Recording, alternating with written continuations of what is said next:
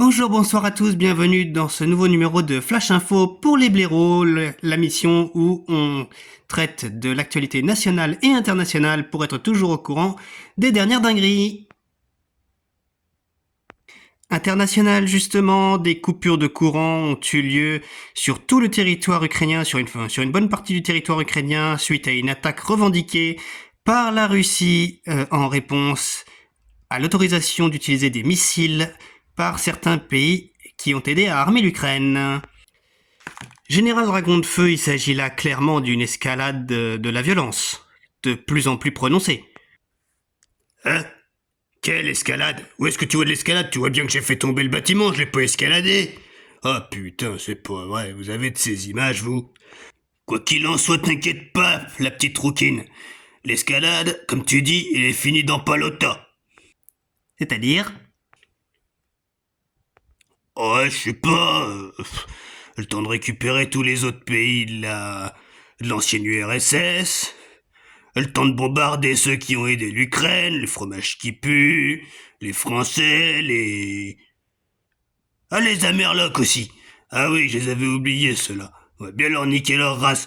Tout ça, ça devrait nous prendre... je sais pas... 5, 10, peut-être 15 ans.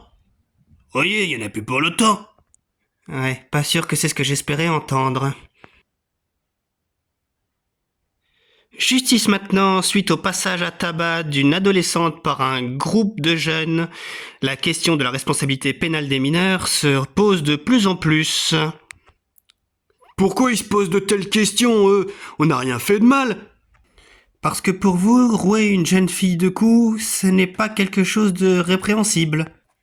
Ah, on l'a pas roué de coups. On lui a appris le respect en lui offrant à manger. C'est pas pareil. Quelques châtaignes par-ci, quelques pains par-là. Et ça y est, elle était disciplinée, elle obéissait aux règles. Elle a bien mangé, elle est toute sage maintenant.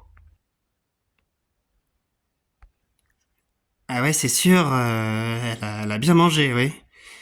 Rien de tel qu'une bonne sieste pour bien digérer après tout ça. Vous voyez, on est des gentlemen, on ne lève pas la main sur des femmes. Puis de toute façon, je saurais pas faire, je suis footballeur, je me sers que de mes pieds.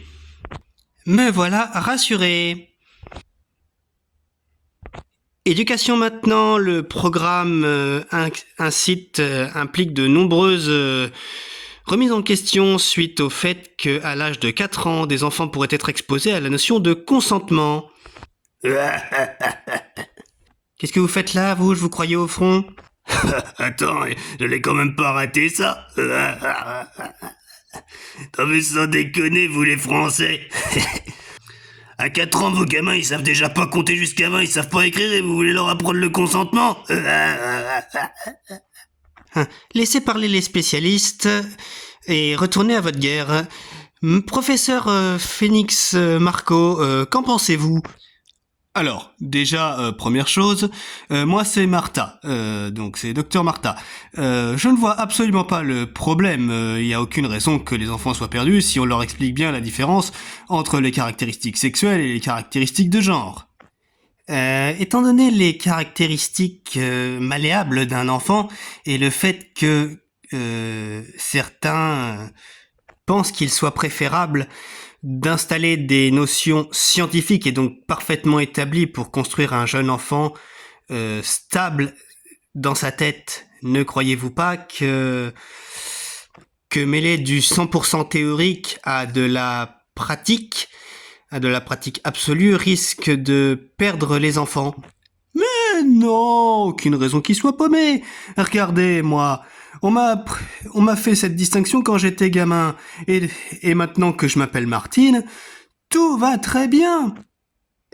Il m'avait dit Martha il y a 2 secondes, comme quoi il a raison, il est absolument pas perdu. Il est absolument pas perdu dans sa tête qu'on lui ait montré ça trop jeune. Allez, un peu de simplicité pour finir.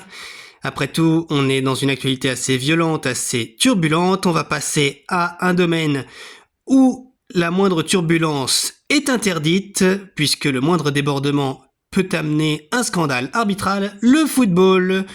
Pour une simple poussette, on pourrait se retrouver on pourrait se retrouver aux urgences et créer une émeute, donc vous êtes tranquille, c'est bien dans un endroit comme celui-là, dans un domaine comme celui-là, qu'on risque de ne pas avoir de violence.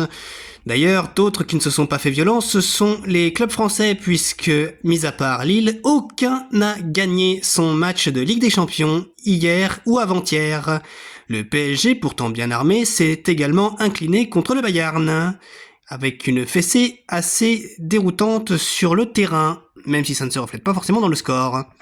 Je suis avec un attaquant du Paris Saint-Germain. Dites-moi, monsieur Vinsmoke, après autant de matchs de LDC, c'est-à-dire qu'il y en a 5 de joués sur les 8, vous êtes actuellement dans le panier des équipes éliminées d'office, alors que vous êtes censé être la meilleure équipe de la compétition, vous êtes censé être le meilleur représentant français. Est-ce que ça ne vous préoccupe pas un peu ? Non, je crois que bon, tout est sous contrôle. Je crois que nos pieds carrés vont finir par mettre le ballon au fond des filets. Juste, ça prendra peut-être un peu plus de temps, peut-être qu'il faudra attendre la fin des phases éliminatoires. Mais si vous attendez la fin des phases éliminatoires, vous allez vous faire éliminer, non ?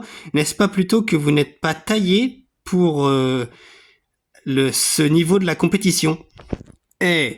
Si Brest, Monaco et Lille peuvent être plafonnent à 10 points en 15 matchs, c'est que nous aussi, on peut se hisser à un haut niveau de championnat, à un haut niveau en LDC. Vous inquiétez pas, on va se refaire, vous inquiétez pas, nos pieds carrés vont trouver le chemin défilé.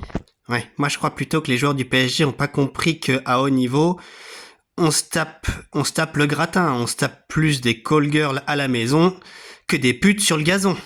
Et voilà, j'espère que cette édition vous a plu, et d'ici la prochaine fois, à la nouvelle recherche d'actualité, je vous dis à la prochaine, à ciao, bonsoir.